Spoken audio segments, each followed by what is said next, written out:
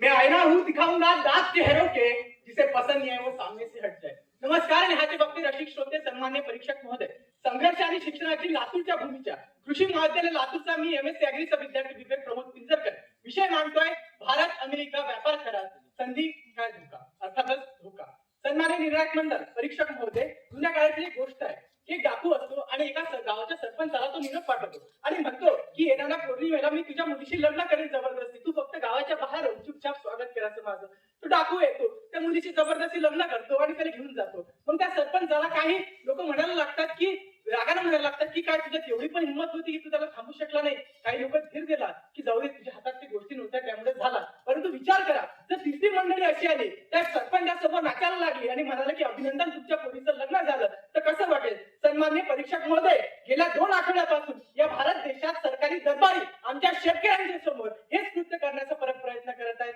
भारत असा एक महान देश आहे की त्याच्यात कुठलीही चांगली वाईट अतिवाईट गोष्ट याचे परिणाम फक्त शेतकऱ्यांना भोगावे लागतात. अशा एक देशात मला वाटतं की एक भयंकर स्टेटमेंट झालं जे म्हणजे व्यापार करायचं. त्या स्टेटमेंट मध्ये असं होतं की India agreed to reduce eliminate all the tariffs on the US industrial good and wide range of agriculture products, processed food, DDG and fresh food and additional production. अर्थात याच्या माध्यमातून आपल्याला समजेल की भारतात आता अमेरिकेतून आयात होणाऱ्या 0% टॅरिफ लागले आणि भारतातून अमेरिकेत जाण्यासाठी आता 18% टॅरिफ लागेल. याचा अर्थ असा होणार की आमचा जम्मू काश्मीर हिमाचलचा सफरचंद उत्पादक शेतकरी असो, आमच्या महाराष्ट्राचा सोयाबीन उत्पादक शेतकरी असो, आमच्या मराठवाड्याचा विदर्भाचा कापूस उत्पादक शेतकरी असो, नंतर आमच्या नाशिकचा द्राक्ष उत्पादक शेतकरी असो, आमच्या कोकणाचा काजू उत्पादक शेतकरी असो, आमच्या कर्नाटकाचा मक्का उत्पादक शेतकरी असो, बंगालचा पशुखाद्य उत्पादक शेतकरी असो, या सगळ्यांचं कंबरवर मोडण्याचं काम हा व्यापार करार करणार आहे. सन्माननीय परीक्षक महोदय मला असं वाटतं.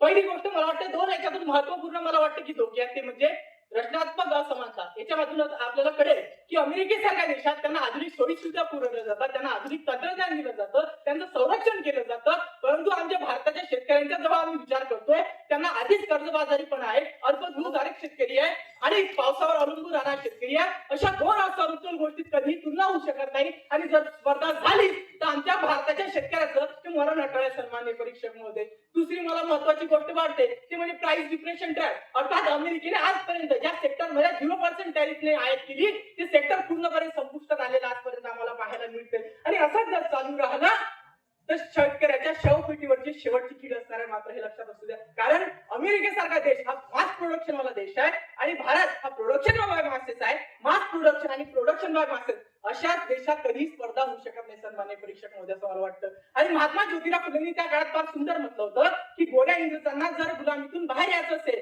तर आपल्याला ही अर्थव्यवस्था शेतकऱ्यांची हिताची बनावी लागेल. परंतु सन्मान्य परीक्षक महोदय आज मला विचार येतो की आमचे सरकारी दरबारी म्हणायला लागतात की आम्ही सोयाबीन आयात करू, सोयाबीन आयात न करता आम्ही सोयाबीन तेल आयात करू, आम्ही कापूस आयात न करता आम्ही दूध आयात करू, आम्ही डीजीडी अर्थात डायरेक्ट डिस्टिल ग्रेड म्हणजे सोयाबीन मक्यापासून जे इथेनॉल तयार केलं जातात नंतर जे रेसिड्यू राहते ते वाळून त्याचं पशुखाद्य तयार केलं जातं ते आम्ही आयात करू, आम्ही मका आयात न करता हे पशुखाद्य आयात करून आम्ही दूध आयात करता आम्ही दुग्धजन्य पदार्थ आयात करू. म्हणजे आमच्या शेतकऱ्यांना विषाची बॉटली हे डायरेक्ट तोंडात न घेता जेवणातून विष देण्याचं काम सन्मान्य परीक्षक महोदय हे सरकार करत आहे असं मला वाटतं. आणि सन्मान्य परीक्षक महोदय हे फक्त आपल्या जीडीपी वरती विकासाचा दर ठरवला नाही गेला नाही पाहिजे, ते शेतकऱ्यांच्या स्थैर्यावरती हा विकास ठरवला पाहिजे. जर एखादं धोरण जर शेतकऱ्यांच्या विरोधात शेतकऱ्यांच्या असुरक्षेला निर्माण करत असेल तर त्या धोरणाचं पुनर्विचार करणं हे राष्ट्रीय हिताचं परम कर्तव्य असं मला वाटतं. सन्मान्य परीक्षक महोदय त्या सगळ्यांच्या पलीकडे मला असं वाटतं जोपर्यंत या देशाच्या शेतकऱ्यांचा विचार आपण करणार नाही तोपर्यंत हा देश पुढे जाऊ शकणार नाही असं मला वाटतं. याच्यातून आम्हाला शेतकरी जगला पाहिजे तरच आमचा भारत देश जगेल असं मला वाटतं. आणि शेवटी मला असं वाटतं की आम्ही मागच्या वर्षी सोयाबीन आमचे 1000 रुपये दराने एमएसपी पेक्षा कमीने विकलं.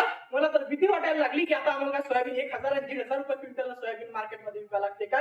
ही परिस्थिती आज शेतकऱ्यांची भीतीची निर्माण झालेली असं मला वाटतं. आणि पुन्हा मी सर्वांचे आभार व्यक्त करतो. मला वाटलं की या शेतकऱ्यांच्या आत्महत्या वर्षानुवर्ष कमी होती पण मला भीती वाटायला लागली शेतकऱ्यांच्या आत्महत्या या पुढच्या वर्षी वाढवणार की अशा व्यक्त करतो. आणि सरकार या धोरणाचा पुनर्विचार करेल हा सुद्धा आशा व्यक्त करतो. धन्यवाद. जय हिंद, जय भारत, जय